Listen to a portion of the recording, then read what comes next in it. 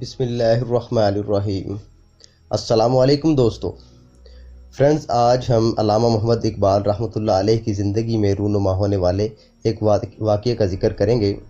سامعین، اس چھوٹے سے واقعے سے ہم جانیں گے کہ علامہ محمد اقبال رحمۃ اللہ علیہ کتنے ذہین اور حاضر دماغ شخصیت تھے۔ دوستو، ایک روز علامہ محمد اقبال معمول کے مطابق اپنے گھر تشریف لا رہے تھے تو راستے میں ایک حسین و جمیل دوشیزہ پر ان کی نظر پڑی۔ اتفاقاً وہ لڑکی ہندو تھی۔ آپ اس لڑکی کے حسن سے متاثر ہو کر مسلسل اس لڑکی کو دیکھتے رہے۔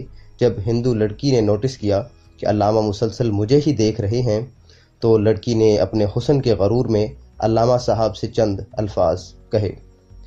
لڑکی نے کہا، خود سے اونچا جو صنم دیکھتے ہیں، خود سے اونچا جو صنم دیکھتے ہیں، زمانے میں رنج و علم دیکھتے ہیں، زمانے میں رنج و علم دیکھتے ہیں۔ تو علامہ محمد اقبال نے اس لڑکی کو اسی کے انداز میں بہت ہی خوبصورت جواب دیا۔ جواب ملاحظہ فرمائیے۔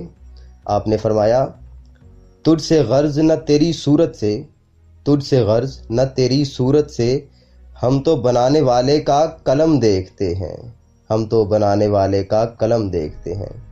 تو دوستو، ہم اندازہ بھی نہیں کر سکتے کہ علامہ صاحب کتنے عظیم لیڈر اور شخصیت تھے۔ دوستو، اگر آپ ہمارے چینل پر نئے ہیں تو جلدی سے سبسکرائب کر لیجئے، ویڈیو کو لائک، شیئر اور کمنٹ ضرور کیجیے گا۔ دوستو، کمنٹ کرنے سے آپ کا تو کچھ نہیں جاتا مگر ہماری حوصلہ افزائی ہو جاتی ہے۔